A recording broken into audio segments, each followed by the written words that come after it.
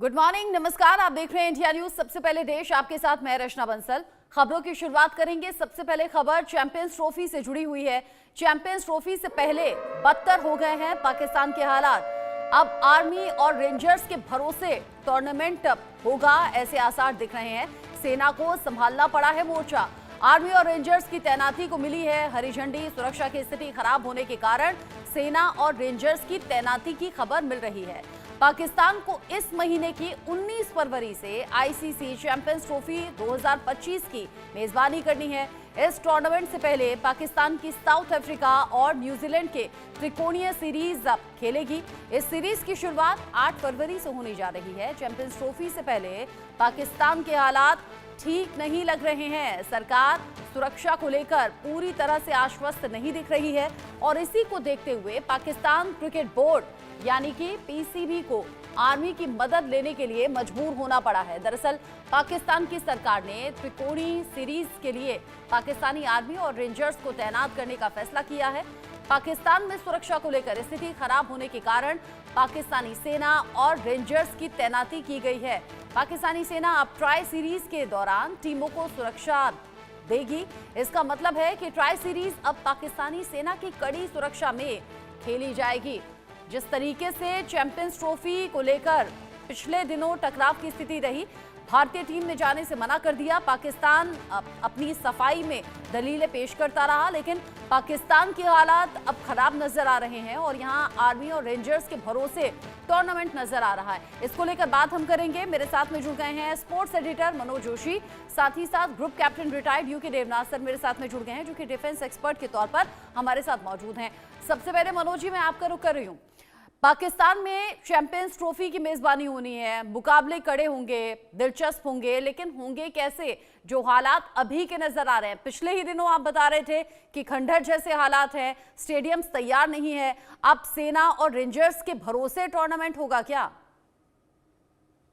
देखिए रचना, बड़ा वाजिब सवाल है और ये क्योंकि बहुत चिंतनीय भी है, चिंता की बात भी है, क्योंकि वहां पर हालिया जो घटनाएं हैं इतनी ज्यादा शर्मनाक रही हैं। क्वेटा में, जैसा कि आप अक्सर बताती रहती हैं बुलेटिन्स में, क्वेटा में नवंबर में जो 55 लोग मारे गए एक विस्फोट में, उसके अलावा जो वहां पर खैबर का कुर्रम क्षेत्र है वहां पर 54 लोग मारे गए वहां पर। उसके अलावा कराची जो वेन्यू है, एक उस वेन्यू पर इस तरह के हादसे हुए।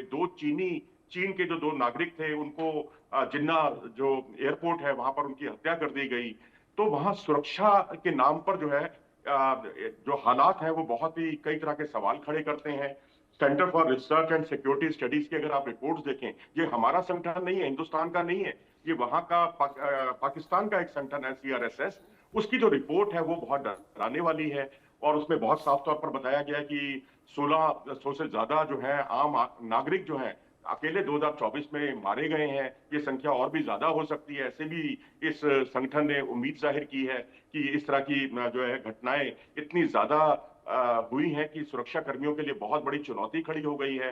तो ऐसी स्थिति में अगर 15,000 सुरक्षा कर्मी या इससे ज्यादा सुरक्षा कर्मी अगर तैनात किए जाते हैं इन स्टेडियम पर, तो मुझे कोई आश्चर्य नहीं है। ये जरूरी भी है क्योंकि हालात मुल्क के बहुत अच्छे नहीं है। जी, रह रहकर अब जो घटनाएं सामने आती हैं यूके देवनाथ सर, पाकिस्तान जो कि अपनी ही बेबसी पर कई बार रोता हुआ नजर आता है। जो आतंक बोया उसे अब काट नहीं पा रहा है, अंदर से खोखला लगातार पाकिस्तान हो रहा है।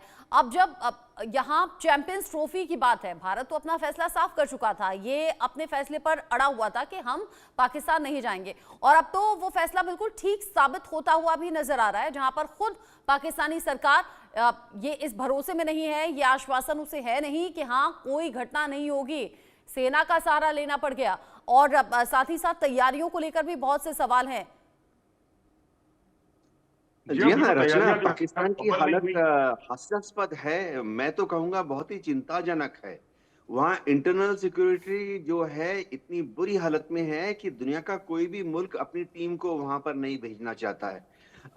हमें याद होना चाहिए कि 2 साल पहले भी न्यूजीलैंड ने और ऑस्ट्रेलिया ने वहां पर जाकर मैच खेलने से मना कर दिया था, जबकि पाकिस्तान की सरकार ने अलग अलग तरह के आश्वासन उनको दिए थे।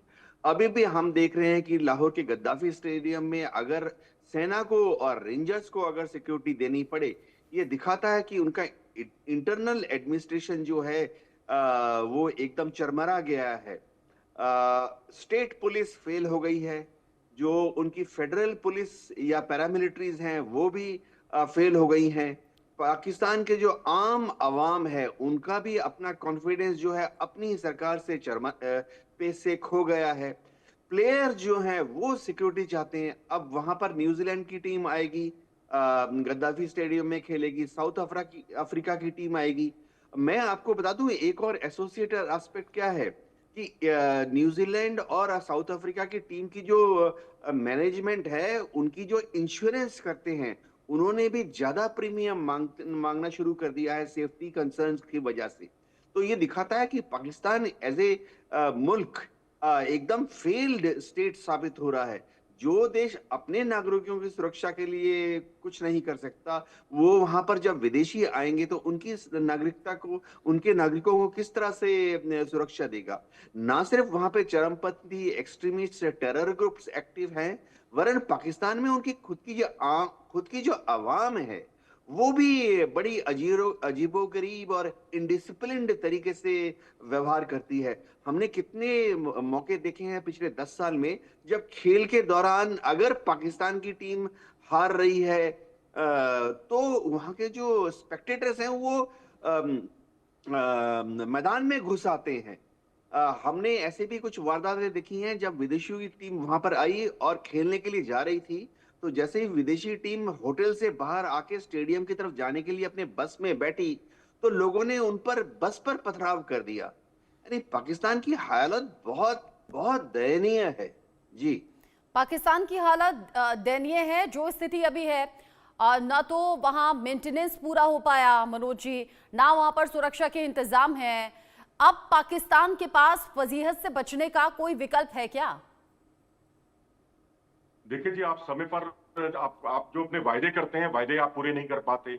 आप 4-4 डेडलाइंस का सम्मान नहीं कर पाते। अब आपने जैसे मुझे कहा कि आप इतने बजे आपको प्रोग्राम करना है 9 बजे, और मैं 9:30 बजे पहुंचूं, तो उसका कोई मतलब नहीं है। तो आपको जब स्टेडियम के तैयार करने के लिए 4-4 डेडलाइंस दी गई, उसका आप सम्मान नहीं कर पाए। और तो और उसके बाद जो है स्टेडियम, आपने ये कहा कि हम हैंडओवर कर देंगे आईसीसी को 11 तारीख को। अब 11 तारीख के आप 15 तारीख बताई जा रही है। ये मजाक है क्या? ये टूर्नामेंट 19 तारीख से टूर्नामेंट शुरू हो रहा है, 4 दिन पहले आप आईसीसी को हैंडओवर करने जा रहे हैं, और वो भी तब जबकि आपने 11 तारीख का वायदा किया है। वैसे तो 11 भी अपने आप में बहुत देर है, बहुत देरी से आप उसको हैंडओवर कर रहे हैं। आपको ट्राई सीरीज जो है वहीं पर लाहौर और कराची में आयोजित करने की क्या जरूरत थी? प्लानिंग की इतनी गड़बड़ी है वहां पर। अब आप देखिए कि 14 तारीख को आपका फाइनल मुकाबला है जो कराची के नेशनल स्टेडियम में खेला जाना है, लेकिन आप घोषणा कर रहे हैं कि हम 11 तारीख को हैंडओवर कर देंगे। ये क्या मजाक है? आईसीसी जो है इस बात से क्या अनभिज्ञ है? मैं तो कहूंगा कि आईसीसी जो है खुद फंसा हुआ है बुरी तरह से कि उन्होंने मेजबानी इनको सौंप दी है। और उसके अलावा अगर आप देखें तो दुबई का जो स्टेडियम है जहां पर भारत ने मैच खेलने हैं, वो भी अभी हैंडओवर नहीं हुआ। हालांकि उसमें पीसीबी की गलती तो नहीं है, लेकिन आप ये देखिए कि वहां इंटरनेशनल लीग हो रही है। तो क्या आईसीसी इसके लिए जवाबदेही नहीं है? आईसीसी की जवाबदेही नहीं बनती कि वो खुद ही जब फाइनल 9 तारीख को कराएंगे और 10 या 11 तारीख को वो हैंडओवर करेंगे, तो पाकिस्तान को तो एक तरह से एक और सहारा मिल जाएगा इस बात का कि भाई दुबई वाला कौन सा स्टेडियम हैंडओवर किया गया है। अच्छा, तो यही मैं आपसे अगला सवाल पूछने वाली थी मनोज जी कि आईसीसी भी तो ये सब चीजें देख रहा होगा, वहां भी तो चर्चा चल रही होगी जिस तरीके से हम कर रहे हैं। तो क्या इन फ्यूचर इन सब बातों को ध्यान में रखा जाएगा?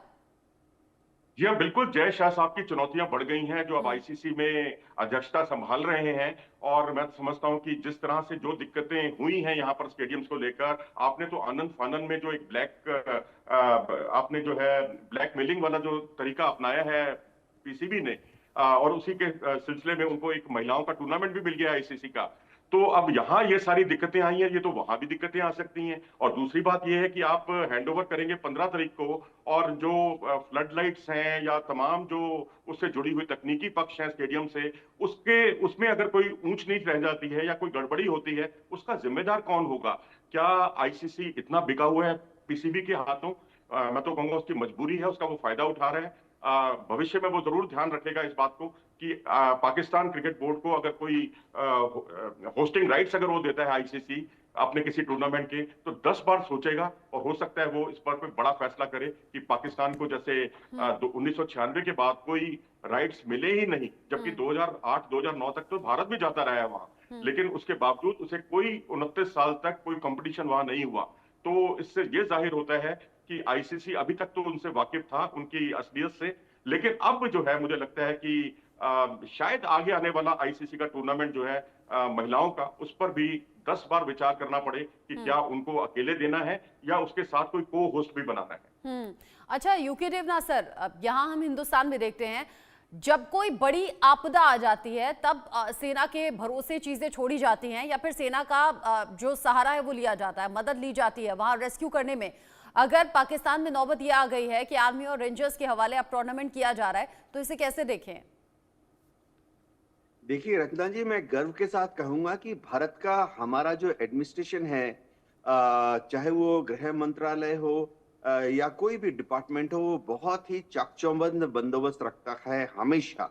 भारत बहुत ही मैच्योर डेमोक्रेसी है और अगर आप देखें भारत में हमारे जो आईएएस ऑफिसर्स हैं, आईपीएस ऑफिसर्स हैं, हमारी जो स्टेट पुलिस डिपार्टमेंट हैं, वो बहुत ही एफिशिएंट और प्रोफेशनल हैं।